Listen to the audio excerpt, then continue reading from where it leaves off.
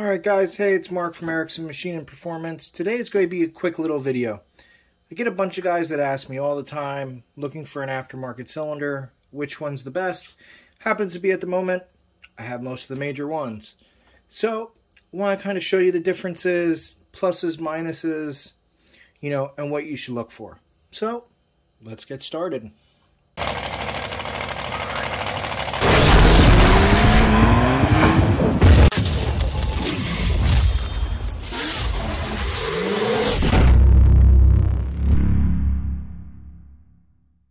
Alright guys, so when you're talking aftermarket cylinders, you have two basic types, power valve, non-power valve.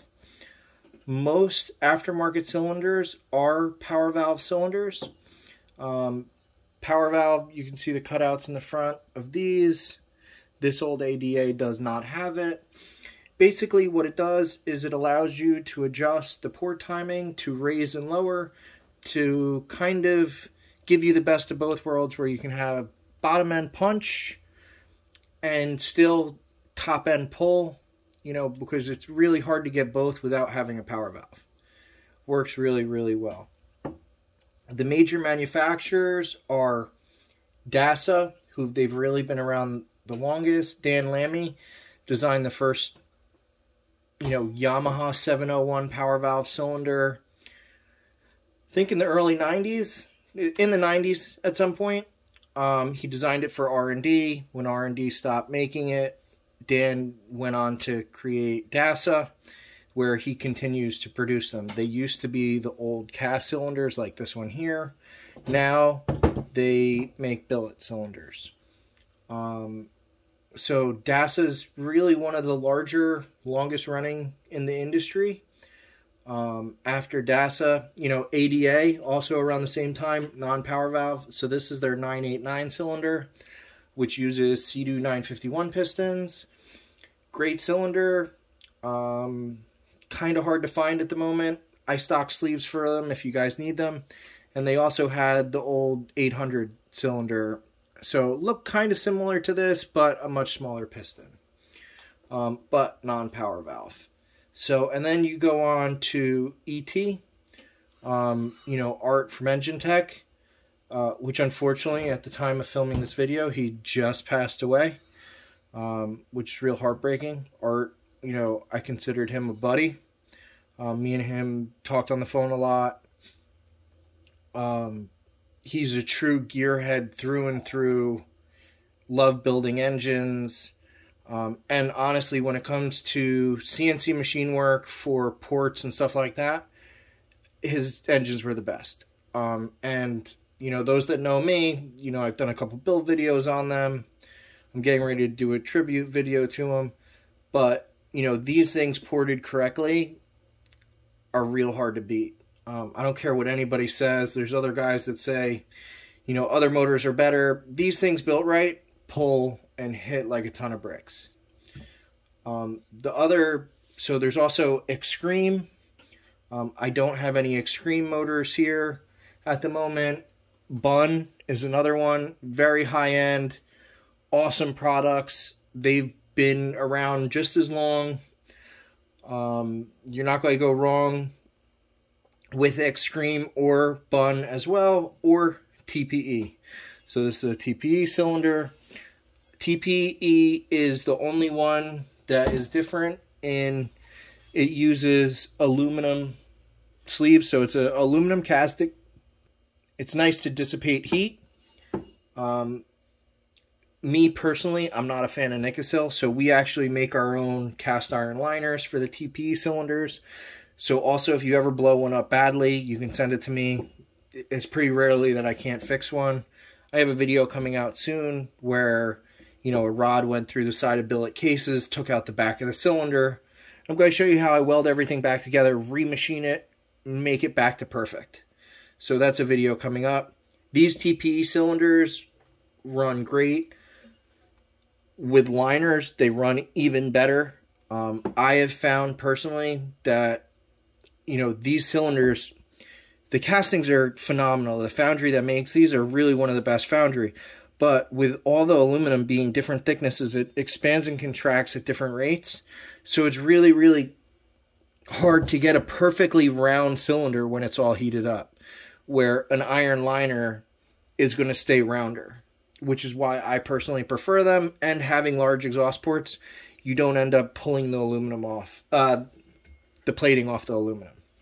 So, but it's all preference. You're not going to have a problem with these. The only downside to the Nikasil TPEs is if you pop one, you're going to be over $1,000 to redo a top end. So, you know, each hole's probably, you know, around $300 to replate. So $600, give or take, as long as there's no major damage that they have to weld. Plus, you know, $250 per piston. So $1,100. Where most of these others, you know, the pistons are basically the same, but you're spending, you know, $60 to $80 per hole to bore it. Big cost savings. And you get multiple bores out of it. So, you know, these can go 94, 94 and a half, 95.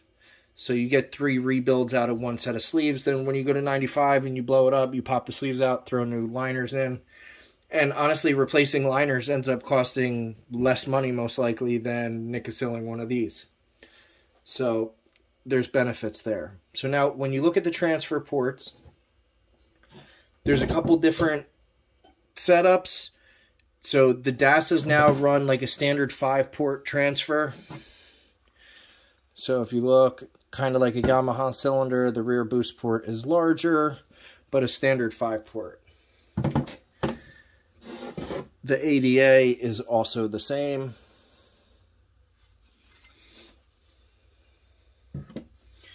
The old DASA cast cylinder was a 7-port, like this. You can see on the bottom the extra transfer ports, how they flow. The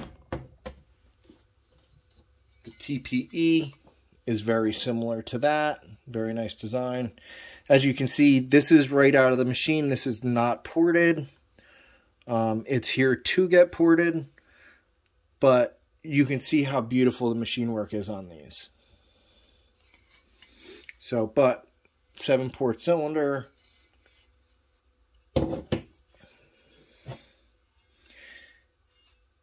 And the TPE is an 8-port. Now, when it comes to exhaust ports, some of the ETs you can get a 3-port. Some of the DASA Ninjas you can get a 3-port. All the TPEs are. That really depends on the setup and how it's ported.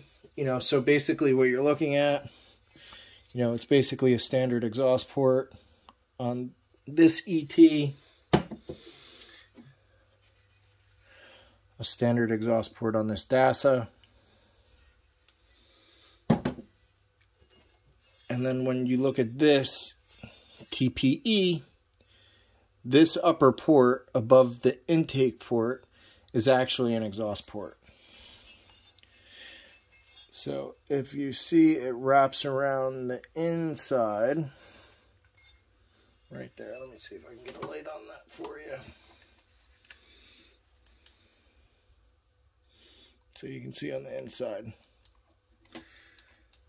So depending on the setup, it can be beneficial. It's nice because you can get a nice wide port for torque and not so wide that you're just going to be eating up rings. So, but this kind of gives you an idea. The one thing you want to look at is, one, who built the motor and what the motor was built for. Some of these old cast cylinders could have been set up for racing. So you want to kind of see what it was done for and have somebody check it out. There's a bunch of customers that send me stuff that, you know, they buy one of these, they're told it's 1000 cc, 10 mil, whatever, and it gets here and it's a stock stroke, you know, 800 that was set up for closed course racing and is not going to do what they want it to do, and we're never going to get it there. So you want to be careful buying these old cylinders. Some of them are gems. You know, this cylinder was actually Aunt Burgess's old cylinder that I built for him 16 years ago, something like that. I believe this is actually one of the ones he did his first Flatwater backflip on way back when. So there's a lot of these that are great, run just as good as some of the billet stuff now. They don't get quite as big because you can't put that large of a piston in it because you end up losing the water jacket. But, you know, up to 900 or 1,000, these things are great. You're not really going to get them much over that without having significant issues. The TPs, you know, these are made anywhere from, you know, the 950 range, 960 range, whatever, to, you know, almost 1,200. Same thing with the ETs. Same thing with the DASAs. The ADAs, you know, that's basically 1,000. So, but all great motors. Don't listen to somebody say, you know, oh, you got an ET, get rid of it. You got to get a TP. They're way better. It's not true. Built correctly, all of them perform well. You know, I would never tell somebody that had a DASA to sell that to get an ET. I would never tell, you know, or vice versa. We can work with what you got and make it rip. Okay? You know, you guys see the differences. You can kind of see each block and the slight subtleties, you know, they all work great. The other thing, the billet motors do run hotter. So you need way more cooling on them than you would on a cast cylinder. Just because the way the aluminum is, the way it's denser, and also the cooling passages in a casting, you can get much nicer cooling passages than you can with these. So, once again, please like, share, and subscribe. Have a good evening. Thank you for watching.